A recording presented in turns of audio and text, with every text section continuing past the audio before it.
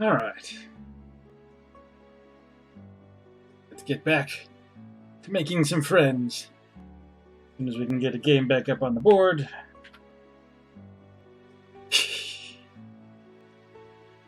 Take your sweet time. There we go. Alright. Last we left off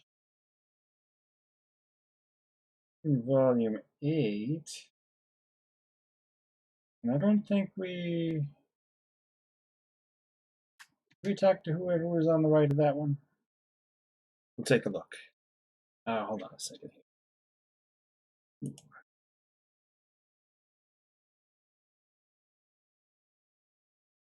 So that it doesn't freak out.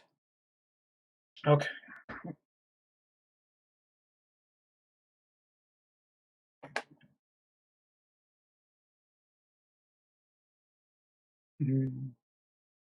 Another night, another ramble. A classic song comes back to you as you continue on your way. Some of that good old earth wisdom about a specific kind of footwear being made for walking. You wish you had that kind of footwear right now, in this current chapter of your life. Or any footwear, for that matter. You've definitely learned your lesson about getting overexcited at the prospect of new friends. And running out in nothing but a bathrobe. Oh, who are you kidding? Maybe not in that particular bathrobe way, but chances are high that that wasn't the last time you'll fly off in the buoyant afterglow of an intense friendgasm. Right. We did not get to talk to Chixie. Your point is, you need a wardrobe change. You should have asked Elward for one of her rad leather jackets. You could really make one of those work. Geez, this is kind of a crummy neighborhood. And there you go again, making snap judgments. Get a little alien culture into you and suddenly you're an expert. Looks like you found the Alternia nightlife. Well, technically all life here is nightlife. If people are nocturnal here, shouldn't nightclubs be called day clubs? Maybe the lure of dancing and getting smashed with strangers is not enough to get people to brave the blistering sun. You doubt you'd brave a stiff breeze for it. You aren't much of a partier. But recently, you are all about new experiences. You'll try anything once. A long line of people snakes along the side of a building. It doesn't appear to be moving. The club must not be open yet. You consider getting in the line, but there's so many people here. You're really more of a one-on-one friendship type. You go around the back instead, to your old friend, the back alley and the dumpster. Distantly, you hear music. It comes on every few seconds, then drops off. Maybe a sound check. You hear something else. A musical sigh comes from ahead. You turn a corner to find a girl standing alone outside a back entrance. A heavy door is propped open with a chunk of concrete, like someone had gouged it out of the street. The girl has on a sweater dress and leg warmers, a bronze sign splashed across her chest. You wonder if you should consider painting a sign on your own clothes, just to make yourself seem more normal. Yeah, no. Probably no point. You'd also need to paint yourself gray and find a pair of fake horns. Who would do something like that? Sounds like a huge pain, with absolutely no benefits. The girl hasn't noticed you yet. She's staring at her feet and sighing. Also, she's making weird little whoops and clicking noises, or singing a few bars of wordless notes, starting low and then climbing up high. Wow, it sounds pretty good. The enclosed space between the alley walls makes it seem like it's coming from all directions. Maybe you should just leave. She looks busy. But then another troll sticks their head around the open door, shooting the girl an unkind look, and kicking the cement-block doorstop away. Oh heck, there's really only one reason you would prop open a door. Stand there like an asshole. Like the witness to a disastrous car accident, you stand there and watch as the girl notices the door closing and lets out a squeak, jumping for the handle. She misses it and smacks her knee against the metal frame. Ouch, damn it. She has a soft musical voice, even when she's swearing. I don't know if I can do soft and musical, but listen. You ask if she's okay. She stops rubbing at her knee and looks up at you. You're quite a bit taller than her, but she looks older than some of the other trolls you've hung out with. No worries. Well, at least not about my leg. If you want something to worry about, I'm sure I can come up with some ideas without much trouble. You were sure that you've had plenty to worry about recently, though you appreciate the offer. She gives a fruitless tug on the back door. She knocks. Nobody comes. She knocks again. Still nothing. You tell her that someone kicked her doorstop out of the way. She looks disappointed, but not surprised. Oh well, I'll just have to go back around to the front. Could be worse. Would you care to join me? Oh my god, you thought she'd never ask. This is working out perfectly. We're so glad she got locked out back here with you and the rest of the garbage.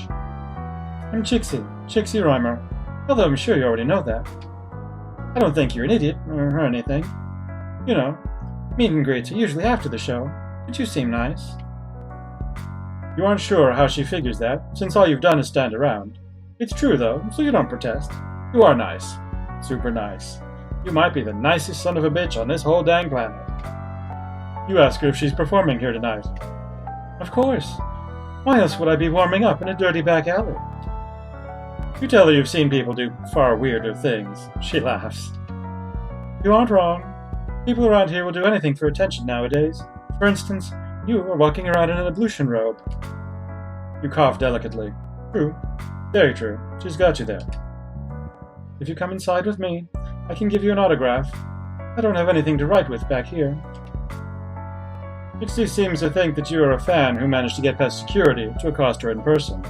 She doesn't seem too upset, though. More like delighted. You think back many friends ago to when Sirava told you it was dangerous for lowbloods to get popular. You wonder if Chixie trusts you because she thinks you're also a lowblood.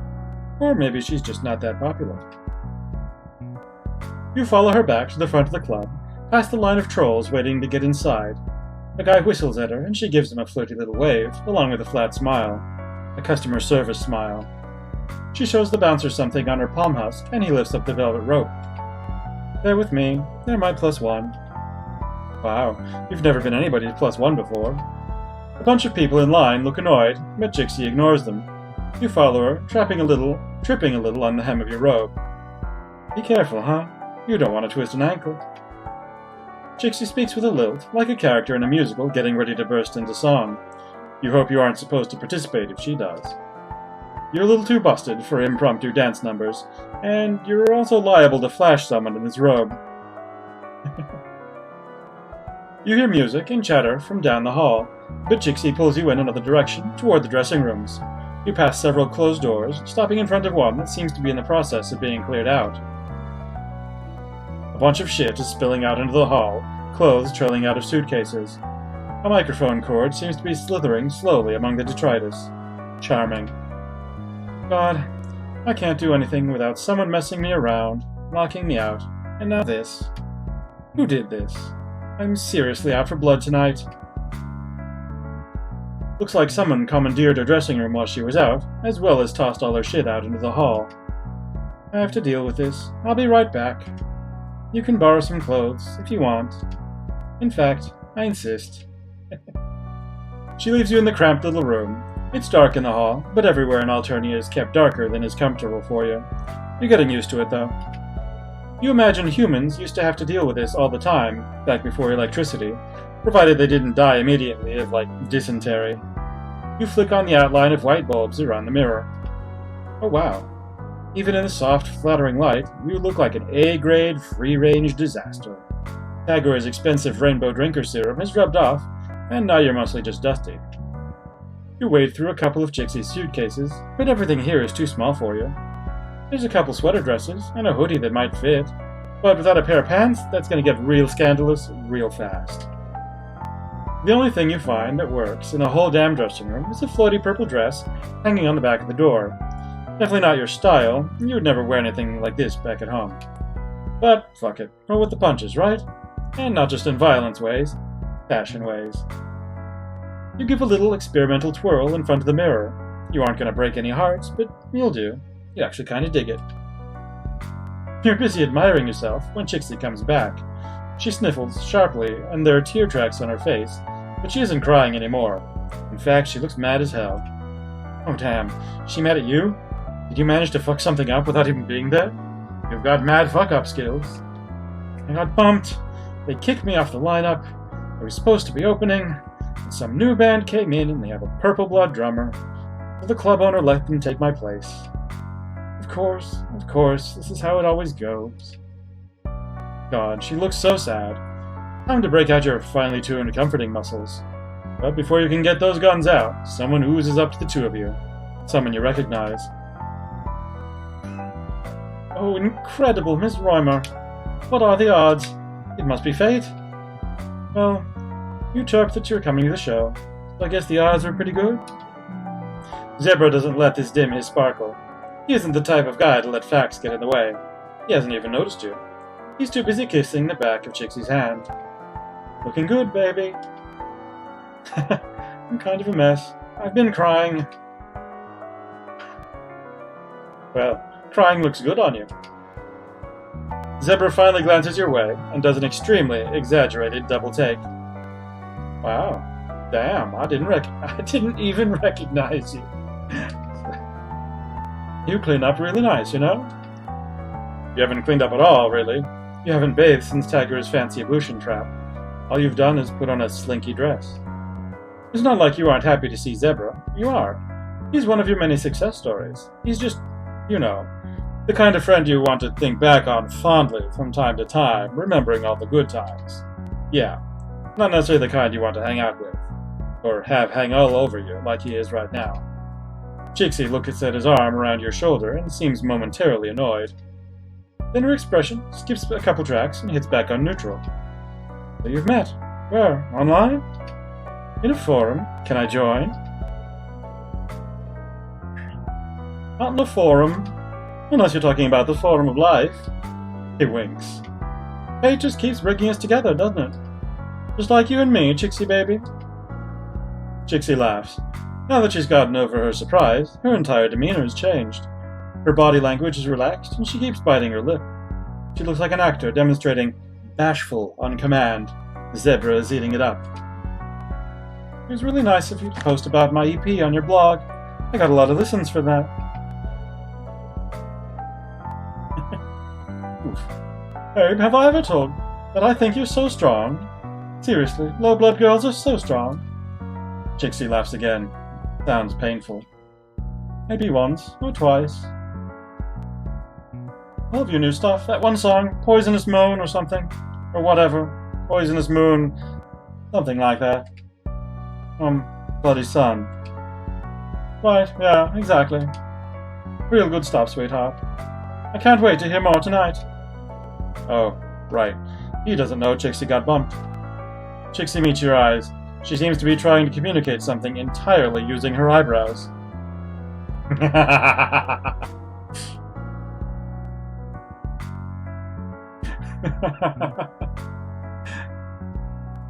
Sorry, Zebra. Chixie isn't gonna get to perform. You tell Zebra about the higher caste trolls coming in and taking Chixie's place. She starts making frantic motions behind Zebra's back and shaking her head, but immediately stops when he turns to look at her. That true, babe? It's not a big deal. This sort of stuff happens in the business all the time, or so people tell me. Don't worry about it. No, I'm worried. I always worry about low-bloods in terrible positions who can't help themselves at all. I'll take care of it for you. Really don't have to. Zebra touches her arm for way longer than is necessary. It's more of a shoulder rub than a pat. Chixie seems to be trying very hard not to shrug him off. Her smile belongs on a Halloween mask, a rictus grin. The two of you watch him swagger off back toward the front of the hall. Chixie lets out a breath. I wish you hadn't done that. He's got a really popular music blog, and he's an indigo, so I have to be polite. One bad review from him, and it's over for my career. But I try to interact with him as little as possible. You hadn't realized that Zebra was a musician. Oh, he's not. He just reviews albums and shows, stuff like that. He makes a lot of reposts, but he's got a ton of followers. Don't get me wrong, it's really nice to be noticed, but he's just a little pushy. And I don't have time in my life right now for quadrants, you know what I mean? You do. You so do. Does Zebra try what he tried with you on every low blood he meets? You aren't sure if that makes you feel worse or better. Chixie talks about him like he's a natural disaster, a tornado that she has to avoid to keep from getting torn apart. Like it's just an inevitability that people would treat her like she owed them something. I don't want to seem ungrateful. You tell her that she doesn't seem ungrateful. From where you're standing, she doesn't seem to be doing anything wrong. She sighs, blowing a piece of hair out of her eyes. Too bad doing everything right doesn't automatically mean things will go your way. When Zebra comes back, such little time has passed that you don't think he could possibly have done anything. He shows you and Chixie all his teeth. I got it all fixed up for you. You go on tonight. In fact, you're headlining. You're welcome. Chixie's mouth drops open. What? How? I get to do anything I want in my own club. Wait. What? I bought it from the owner. He's just a deal. Seriously, business ownership? It's a little ambitious for a mid-blood, isn't it? I convinced him that it would be just easier for him and everybody else if a high-blood took over. I'd been meaning to get into the club scene anyway. Now you'll always have someone to perform, provided you do everything I say all the time. He grins to show that's just a joke, but there's also something in his smile that you really, really don't like. You regret asking for his help. So does Chixie, apparently. She gets right in your face. Nice work. Now I owe him more, even than before. This is the only club around here that will let low-blood solo acts perform. You can find your own way out, can't you?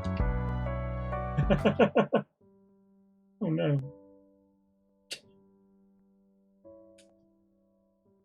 We got her too successful. No. Not the kind of success you're looking for. Alright.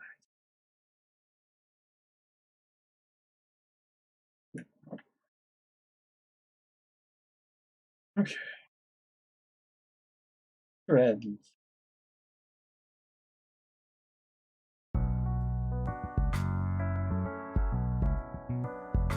Okay, let's grab that door before it can close. Displaying the dexterity of someone far healthier and far less dressed in a slinky bathrobe, you grab the door before it can slam closed. The bronze blood girl's attention snaps up, and she breaks off mid-note. She takes in the misplaced concrete, and you holding the door. Oh, thanks for catching that. I would have had to go all the way around the front. It must have been the wind. Just what sort of wind do they have here that could pick up a chunk of rock the size of a turtle? Unless wind is urban slang for some rude douchebag. She gives you a quick little smile and darts through the door, letting it close behind her with a solid click. Yep. Locked.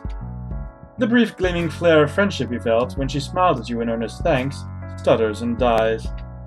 You really had a moment there, but now she's inside, and you're out here, where you will never reap the fruit of glorious friendship you planted with that act of kindness. Geez, what's the point of doing something nice if you don't get any credit for it?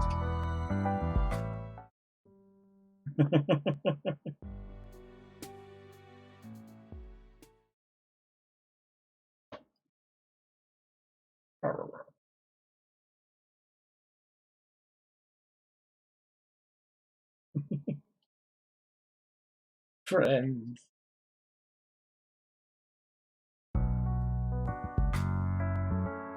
Okay.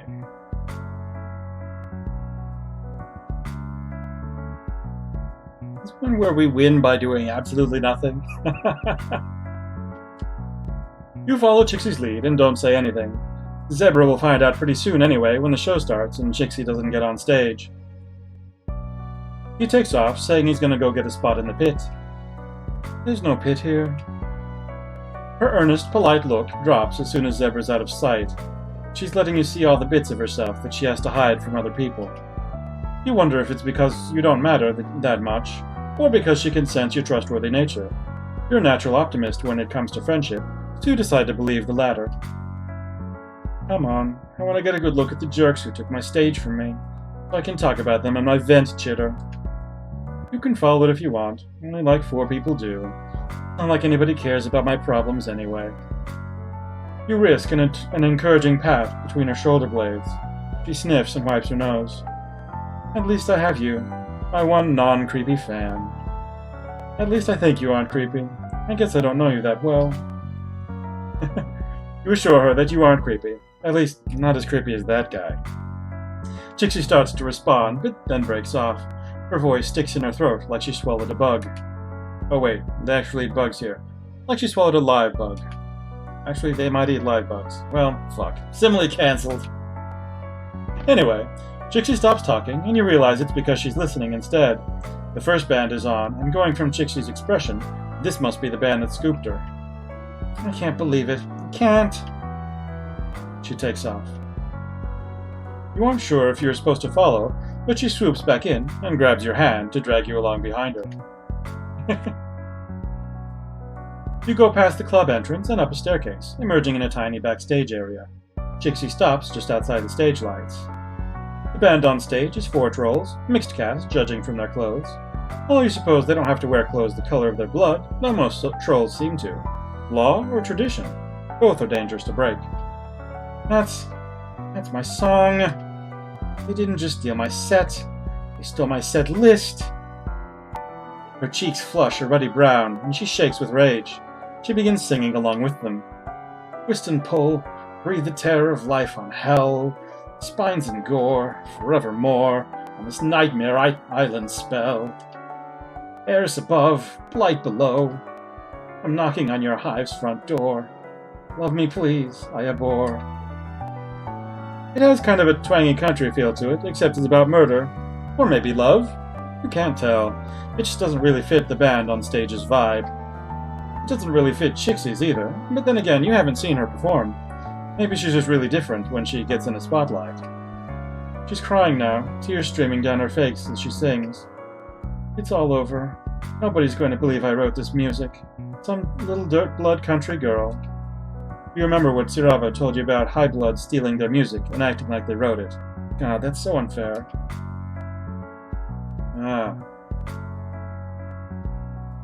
Extra choices?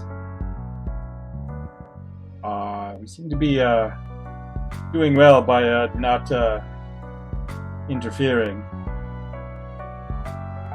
Chixie looks up at you like she's only just remembered she is a physical body, and not simply an amorphous blob of pure sadness.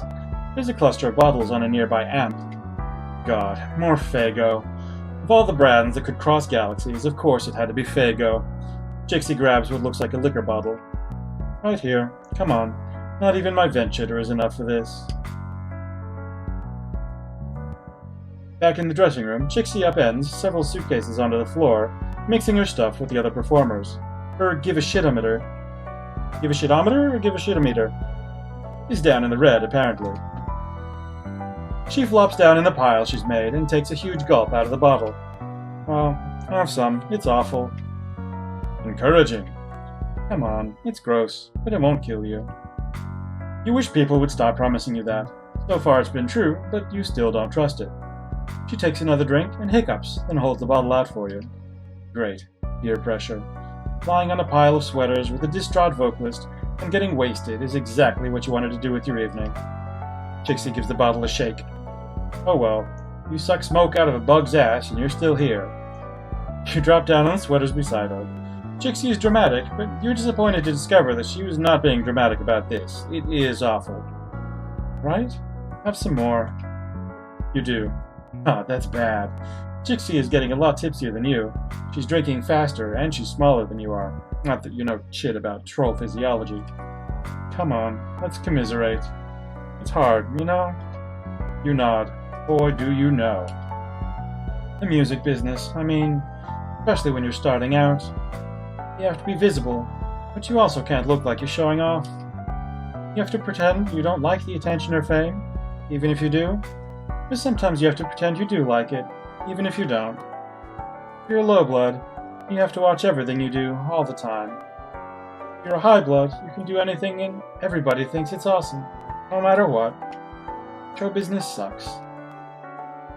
You want to mention that she's the one who decided to go into it in the first place, but that would be unkind. Nobody here seems to have a job or go to school either. They all just have intensely obsessive hobbies, like painting, or music, or meat. Instead, you tell her that you're sure she'll write more songs. Sure, and they'll just steal those too. You tell her you're sure that's not true. Shh. Chixie attempts to put a finger up to your lips, but gets it half up your nose instead. Shh. Complaining time, not helpful advice time. Oh, dang. You can definitely get behind that, because you've got some complaints.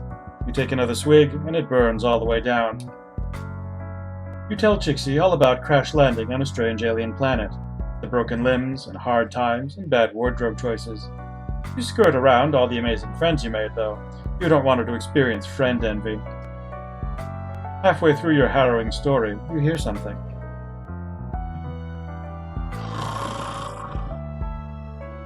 Chixie's passed out, drooling on your dress. Better than puking. Do trolls puke? Oh well, this isn't a vow of undying friendship, but it's not friendly? Victory?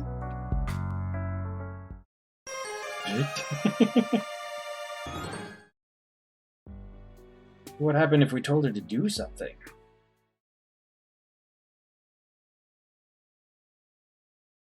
Ooh.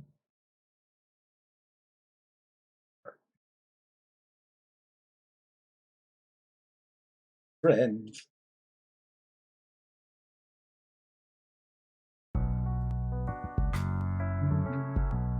Okay. We do nothing good. We'll do nothing important. And then we'll tell her, do something. Yeah. Chixie clenches her fists. Yeah. She reaches into a snarled mess of equipment and comes back with a microphone that only looks a little bit squirmy.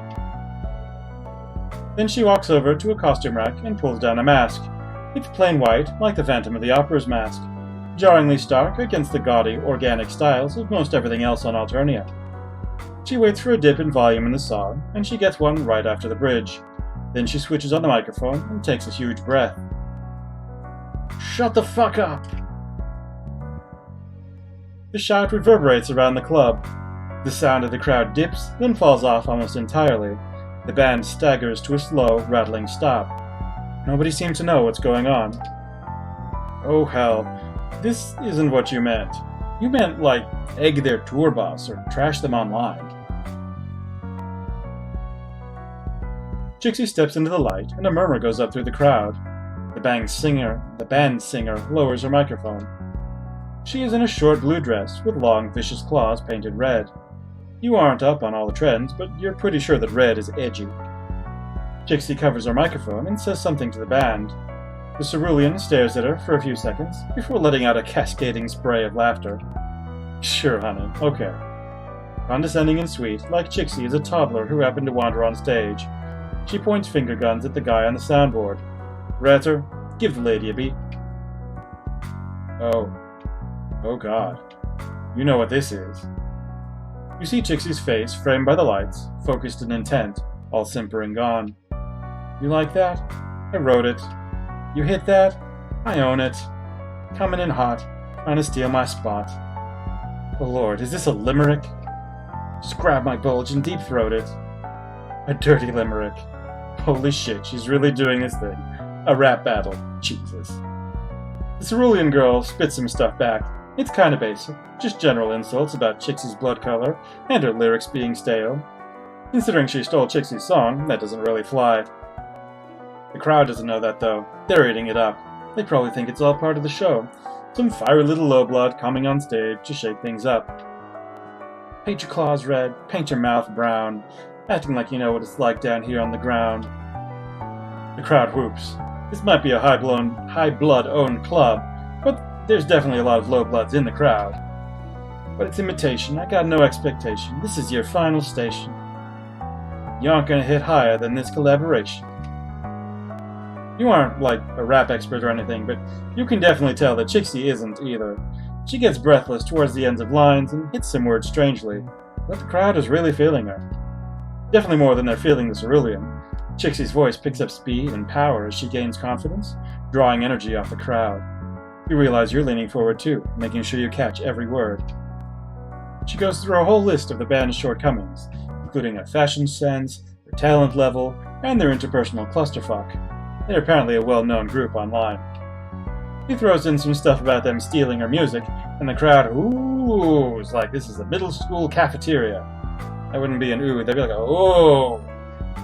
I don't know, I didn't have a middle school cafeteria. Don't kill me, call me, call the drones. It won't change a bit of what they all know. When you're a thief, what do you expect? I beat you all square. Hey, show some respect. Chixie drops the mic. The room erupts. Holy shit, that was awesome. She just came up with all of that on the fly. The cerulean looks furious, and another troll runs onto stage to try to get the crowd under control. They're all chanting, "Mask, mask, mask!" Chixie runs back off stage, chucking both the mask and the microphone back where she found them. She grabs you, and you run all the way back out to the alley where you met, letting the door close behind you. Guess you're done with that club. Chixie's eyes are round and shell-shocked. I just did that. Yeah, she really did. I just told a bunch of high bloods to eat my bulge. You don't know what a bulge is, but yep. Look, they liked me, didn't they? They were cheering for me. You say yeah, you're pretty sure they were. Holy shit, I'm going to be cold. Did you hear all that stuff I said? You can't just say stuff like that. You remind her that she was wearing a mask when she did it. Oh, right. Nobody will know who I am. I'm safe. Oh, but that means nobody will know it was me. You aren't quite following.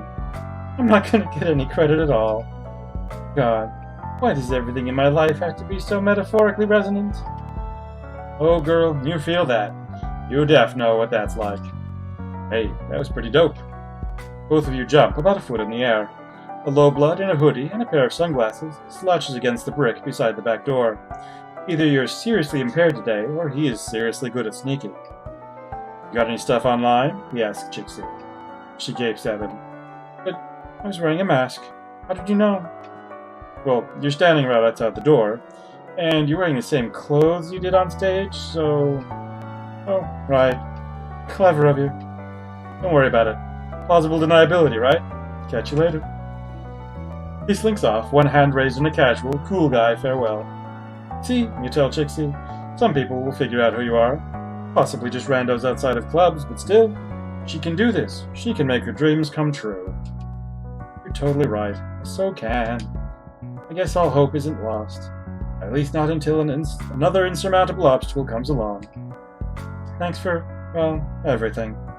I would never have gone out there if not for you. She hesitates for a few seconds, then goes in for a slightly damp hug. Sorry, stage likes terror make me sweat. Victory! Double victory!